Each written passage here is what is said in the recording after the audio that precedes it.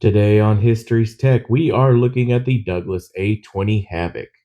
With over 7,000 aircraft built, this aircraft filled multiple roles from its inception in 1939, even after World War II when it was utilized by multiple nations. Well, let's go ahead and get into the A-20 Havoc. Now, the Havoc is one of Douglas Aircraft's unique designs. It was initially designed in 1936 as a proposal for a combination bomber reconnaissance aircraft. And honestly, it was kind of an underpowered design. It only had a capability of about 250 miles per hour. And for even a light bomber, it can only carry about 680-pound bomb load. Now, the aircraft is developed by three very important men to aviation in the 1930s: Donald Douglas, Jack Northrop, and Ed Heinemann. Now, together, these men had hoped to build kind of a next generation light bomber aircraft. However, everything changes with the Spanish Civil War. The Spanish Civil War was really a testing ground for a lot of the future technology that had been developed after World War One. The Germans tested their tanks here, a lot of aircraft were being tested here. And one of the things that found out was that this new proposal by Douglas and his team was not going to work. It would have been extremely underpowered. It would have never been able to match the current generation of aircraft being developed in towards the early to mid 1930s. So they went ahead and just canceled it. So they went back to the drawing board and went ahead and created a much more improved version of this aircraft known as the Model 7B. And this had more than double the power for the engines. It had a much better bomb load capable of carrying up to 2,000 pounds. And so they now had something they could actually propose to the United States Army Air Corps. But they were not alone in this. They actually had to face competition against four other companies: North American with their NA-40, Stearman with their X-100 model, Martin with their 167F, and Bell Aircraft wanted to be involved, but they never built their design, and theirs was known as the Model 9. Now, the aircraft was officially tested for the Army Air Corps in October of 1938, and actually, it went disastrously. During one of the testing in January of that year, while it was being secretly evaluated by the French, the aircraft crashed. And this actually caused a scandal within the United States, which was very isolationist and didn't like the idea that a foreign nation was there observing one of their aircraft. But even though the aircraft crashed, the French were actually impressed overall with the performance of the aircraft that they went ahead and ordered 100 aircraft and followed that up with another 170 the next year. Now, while the French accepted the aircraft essentially as is, the United States Army Air Corps would only accept it with some modifications. First of which, they wanted more powerful engines. Second, they wanted to make sure that the vertical tail was designed to handle this heavier engines with more power. They wanted a longer nose for a better setup for a bombardier and navigator, and they wanted the aircraft to carry more fuel. With these modifications, the aircraft was more accepted, and in fact, they went ahead and started allowing some allies to start testing the aircraft, including the British. And the British actually really liked the aircraft. They felt that it had no issues, that it was very easy to take off, to control, and that it would make a very nice light bombing aircraft. With this, the aircraft was ready to serve, and the very first nation it served with was actually France. And they would see their first action against the Germans when the French began attacking Germans after they attacked France and the Low Country in 1940. And so they began attacking German operations in North Africa. They would also be part of the early French operations against the Germans within their homeland when the Germans would invade France. Interestingly enough, because many of these aircraft had been in North Africa, they were captured after France fell and the Vichy French government took over, and they would actually be utilized by the Vichy French against the Allies when the Allies invaded North Africa in 1942.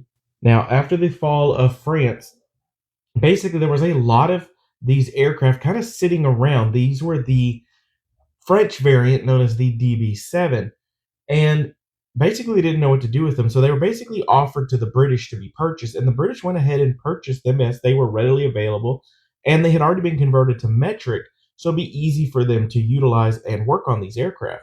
Now, it's the British who began really using these aircraft for things other than they were intended. Now, originally, this aircraft is a light bomber slash reconnaissance aircraft, and it's the British that are going to start utilizing it as a night bomber and night fighter, actually. And they're going to start doing their own variants of the aircraft and modifications, and they'll develop their own version which they will rename as the Boston. Now, the country who arguably utilized the A-20 the most was actually going to be the Soviet Union, who acquired more than one-third of all A-20s produced through the Lend-Lease program, and it became a very important aircraft. And they did their own modifications. They made attack aircraft. They made these high, intense, very maneuverable light bombers that they could utilize to help replace their own numbers they were missing.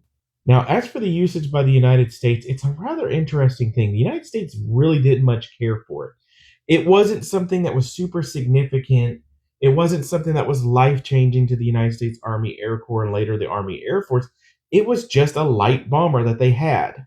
Now, what the Army Air Corps did like is that it had a high power to weight ratio and it was easy to handle, meaning it was easy for most pilots to utilize.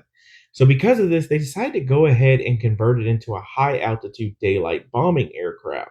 And because of this, they're going to see a lot of their early action, especially in Europe, mostly attached to RAF units, kind of providing them some sort of support for those early bombing campaigns.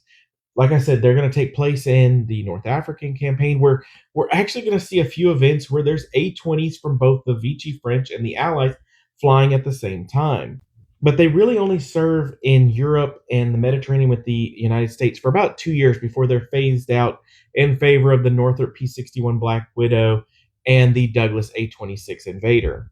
Now, the A-20 arrived in the Pacific theater roughly around the same time as it did in the European theater.